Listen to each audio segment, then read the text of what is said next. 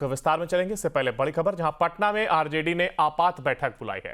लालू तेजस्वी बैठक में रहे मौजूद। तो वहीं सहयोगी दलों के सीट बंटवारे को लेकर के चर्चा हुई है। तो जहां एक और आरजेडी ने आपात बैठक की है। पटना में बैठक हुई, आरजेडी ने बैठक की और लालू तेजस्वी इस दौरान बैठक में मौजूद रहे। यानी कि लालू यादव और तेजस्वी यादव दोनों ही इस बैठक में मौजूद रहे। सहयोगी दलों के साथ सीट बंटवारे को लेकर के इस दौरान चर्चा की गई है।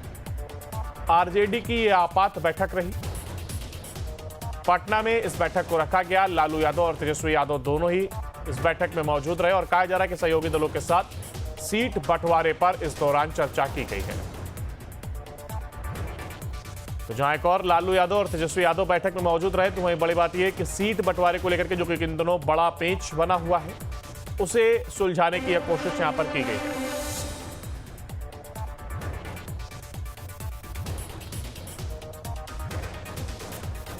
तो जहां लालू यादव और तेजस्वी यादव बैठक में मौजूद रहे, तो वहीं जो सहयोगी दल हैं उनके साथ सीट बंटवारे को लेकर के चर्चा हुई, ये कहा जा रहा है। ज्यादा जानकारी के लिए हमारे साथ हमारे सहयोगी उत्कर्ष हमारे साथ जुड़ गए हैं। उत्कर्ष, देखिए, जिस तरीके से सीट बंटवारा इन दिनों एक बड़ा पेच बना हुआ है, उसे कहीं ना कहीं सुलझाने की एक कोशिश नजर आई बैठक के दौरान, और आपात ये बैठक बुलाई गई थी आरजेडी की ओर से।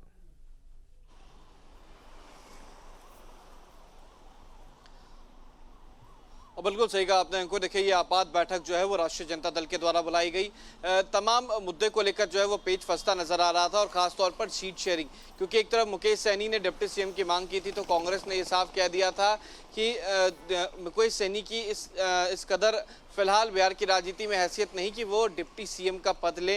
डिप्टी सीएम के पद की मंशा जो है वो कांग्रेस की थी। हालांकि इन तमाम घटनाक्रम के बीच जो है लालू प्रसाद यादव अब बीच में आते हैं, और लालू प्रसाद यादव सभी के बीच तालमेल बनाने की कोशिश करते हैं, और इसी वजह से आपातकालीन बैठक जो है वो आज पटना में बुलाई गई। लालू आवास पर यह बैठक हुई है। इसमें खुद तेजस्वी यादव, घटक दल के तमाम बड़े नेता और लालू यादव मौजूद रहे, और लालू यादव को बीच बचाव अब करना पड़ रहा है। देखिए, सीट बंटवारे को लेकर जहां एक तरफ एनडीए में भी पेच फंसा हुआ है, तो दूसरी तरफ महागठबंधन में भी संभवतः एक ही जैसा जो पेच है वो फंसा हुआ है, खासतौर पर सीट शेयरिंग को लेकर।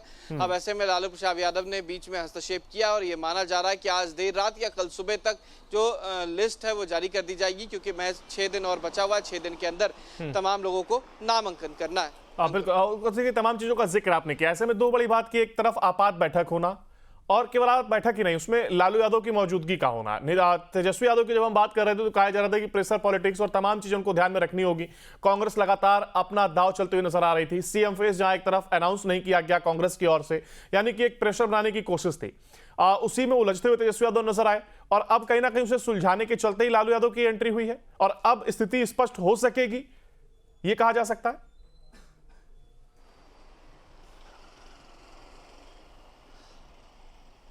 और बिल्कुल देखिए, संभवतः ये माना जा रहा है कि जो स्थिति है वो अब स्पष्ट हो जाएगी, क्योंकि लालू यादव ने खुद हस्तक्षेप किया है। ऐसे में जो महत्वाकांक्षा थी, और अलग अलग पार्टियों की अलग अलग सीटों को लेकर थी, कई सीटों को लेकर ये महत्वाकांक्षा थी कि जो सीटें हैं वो आरजेडी अपने खेमे से मुकेश सैनी को दे दे, तो कुछ सीटें जो हैं वो खुद कांग्रेस मांग रही थी, क्योंकि कांग्रेस ने क्वालिटी ऑफ सीट्स की बात की थी, क्वांटिटी ऑफ सीट्स की बात नहीं की थी। लिहाजा इन तमाम मुद्दे को लेकर जो है वो पेच फंसा हुआ था। अब ऐसे में माना जा रहा है कि लालू यादव के हस्तक्षेप के बाद ये तमाम चीजें साफ हो गई हैं, और देर शाम या कल सुबह तक किसी भी हाल में महागठबंधन में सीट शेयरिंग का फॉर्मूला जो है वो फाइनल हो जाएगा, और इसका ऐलान भी कर दिया जाएगा। जब देखना होगा कितनी जल्दी जो स्थिति स्पष्ट होकर के सामने रखी जाती है और मीडिया के सामने आकर के किस तरीके से बयान दिया जाता है, देखने वाली बात होगी। आप बने रहेगा उत्कर्ष हमारे साथ, आपसे आगे भी अपडेट लेंगे। फिलहाल देखिए, जहां एक और आपात ये बैठक, तो वहीं इसके साथ ही पटना में आरजेडी की बैठक